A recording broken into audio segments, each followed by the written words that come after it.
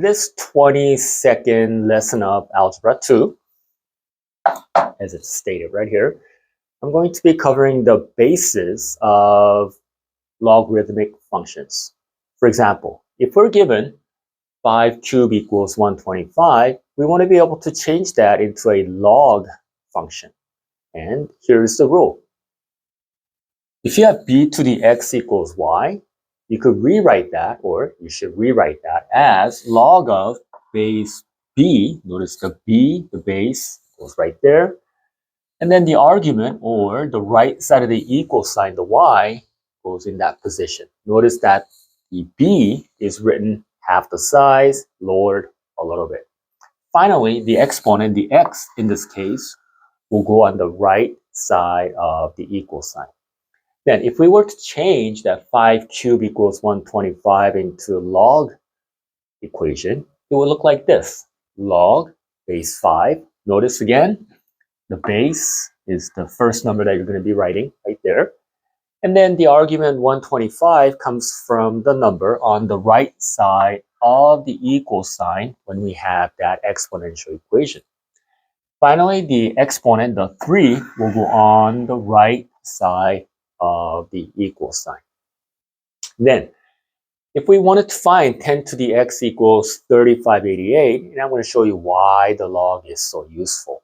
You could go ahead and take a guess, and 10 to the third power equals 1000, which is less than 3588. Then if we were to try another integer, such as 10 to the fourth power, then we get 10,000, which means that x is going to equal somewhere between 3 and the 4. Then, how do we get the exact value of x? That's where the log comes in. We'll go ahead and rewrite that 10 to the x equals 3588 into the log format, which will be log 10. Again, notice the base 10 is what we start with. Put it right there. And then the argument 3588 goes here. And then finally, the exponent goes on the right side of the equal sign.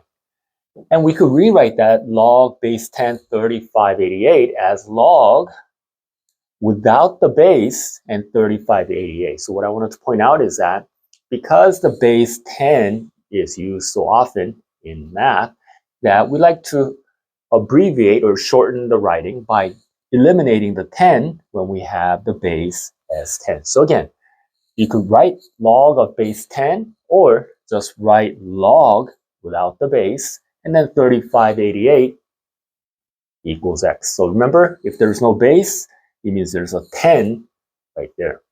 How do we find what log of 3588 is?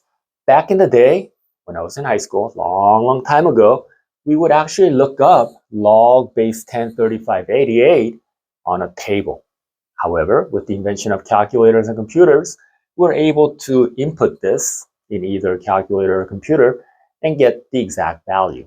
The exact value of log 3588 will be 3.5548, and it goes on forever because it's an irrational number. So you're allowed to round off to the 10th or hundreds or even thousands, whichever you like. However, the number or exact value of log 3588 is a number that goes on forever. Next, I'd like to go over some important properties of logs. First, if we have log base b m times n, then we could change that into or separate that into two logs where we do log base b m plus log base b n. For example, if we have two logs, such as log 2.5 plus log 2.7, we could combine the two logs into one log by doing this. Keeping the same base as 2, we multiply the 5 and the 7. And of course, if you want to simplify, this will turn into log base 2 35. Here's another one. If we have log base b m over n, or m divided by n, we could separate that or make it into two logs by changing it into log base b m minus log base b n. Notice when it was m times n, it's plus. However, when it's m divided by n or m over n, it's going to be minus. For example, if we're given log 535 minus log 57, we could combine these two logs into one log by taking the first number, the 35, over the second number, or 7. And of course, if we go ahead and simplify this, this will turn into 35 over 7 is 5. One other thing that I want to mention is that when the base and the argument are same, like here, when we have a 5 here and a 5 here, it's always going to equal 1. Here's another one. When we're given log base b m to the p power, we're allowed to take that p, or the exponent, to the front of the log, like this. P times log base b m. For example, if we're given log base 3, 9 to the 4th power, and if you take 9 to the 4th power, it becomes 65, 61. So in order to do log 3, 65, 61, it's quite a bit of work. However, if we follow this rule and then take the exponent or the 4, put it to the front, we end up getting 4 times log base 3, 9. And if you work out this portion right here, log 3, 9, it's going to be 2, and of course 4 times 2 equals 8. So all these properties that we just wrote or we just learned will come in very useful, when we use them to solve the equations in the next part of the lesson. Here are a couple more important properties of logs that are quite useful. Next, if we have log base b, b to the x power, it's going to equal x, meaning you could just simply cancel these off, set it equal to the exponent or the x.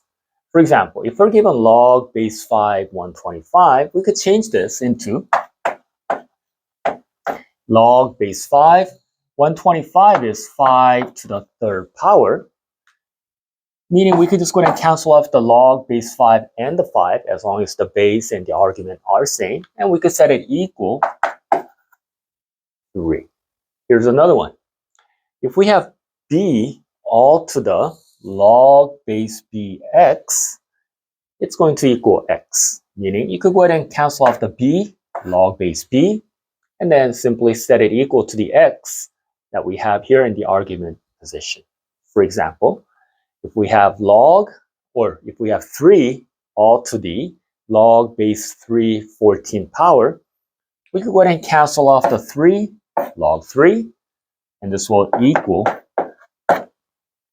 14. Here's another property of log. If we're given log base bx equals log base by, once again, as long as the bases are same, then we could set the arguments, the x and the y, equal each other. We could use this in an equation such as this. If we have log base 3, x squared plus 7x minus 5 equals log base 3, 6x plus 1, then we could go ahead and eliminate or cancel off the log base 3 and rewrite the equation as x squared plus 7x minus 5 equals 6x plus 1.